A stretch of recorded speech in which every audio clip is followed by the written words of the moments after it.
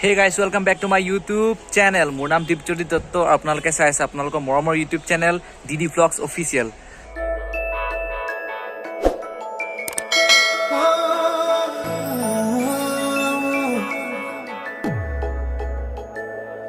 তো সকলোৱে ভালে চাগে আৰু মই বিন্দাস আছো একদম। তো আজি নতুনটা ভিডিঅ'ত আপোনালোকৰ মাজলৈ আগবাঢ়িছো।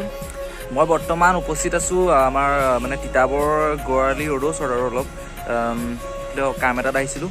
তো ইয়াত কি হৈছে আজি পৌৰসভাৰ মানে যিটো ইলেকশ্যন হৈছিলে তো তাৰ ৰিজাল্ট দিছে। তো তিতাবৰৰ ভালেমানকেইখন মানে ঠাইত BJPয়ে জয়ী লাভ হৈছে। তো জয়ী হোৱাৰ লগে লগে গোটেই ইয়াত ৰেলী কৰিছে।